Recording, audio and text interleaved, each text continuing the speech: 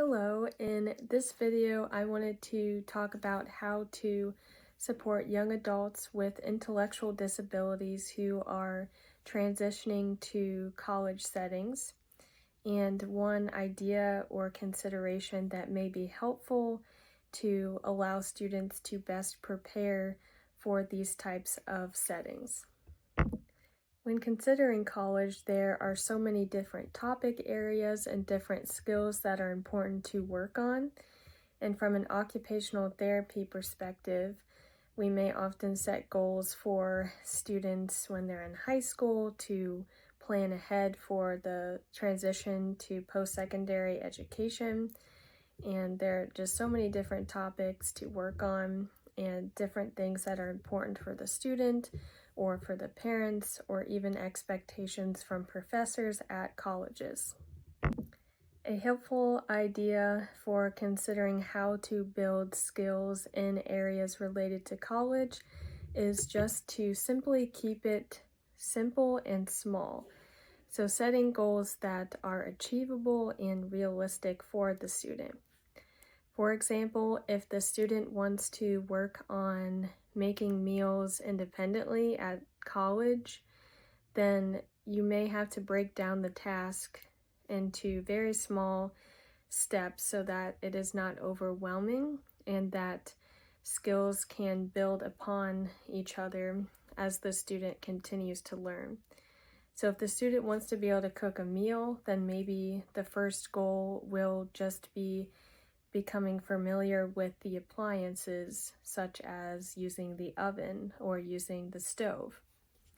If the student has never used these appliances before, maybe it's simply having them just observe an individual complete this task, or using the oven, seeing it for themselves. Oftentimes, visuals are very useful or impactful for students with intellectual disabilities so that they can see what is expected of them and they have some sort of reference to go off of.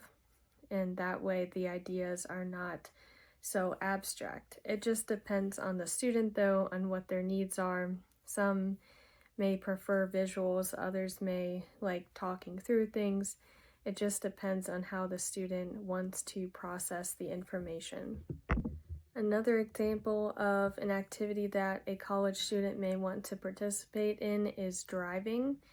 And so sometimes students with intellectual disabilities, they may start the task of learning how to drive later on, or they may not have felt that this was an activity that they would be able to participate in, but then they want to be able to try and see how it goes, or it's just a new topic, and as they're going off to college, then having the ability to drive can increase independence and freedom.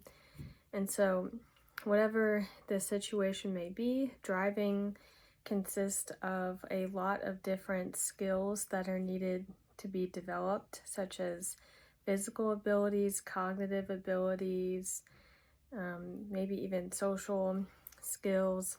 And so within this topic, it is good to just have things like small goals and just easy to start with concepts for the student to build up to getting their license and then being able to safely drive. So some of the first goals that the student may consider is just even talking through if there's any fears of driving. So let's first address just your perception of driving, or maybe the perception of a family member or friend involved who is helping the student learn to drive. Other goals may be having the student just sit in the car and feel comfortable with it. So even though this might seem like a very small step, oftentimes breaking things into smaller steps can allow things to seem more achievable and not as overwhelming. So that is ultimately the goal when setting different goals for students with intellectual disabilities transitioning to college. It is to make goals achievable and small, and to the point where it is not overwhelming and too much to handle at once, especially because the student may be working on multiple different topic areas or skills at the same time.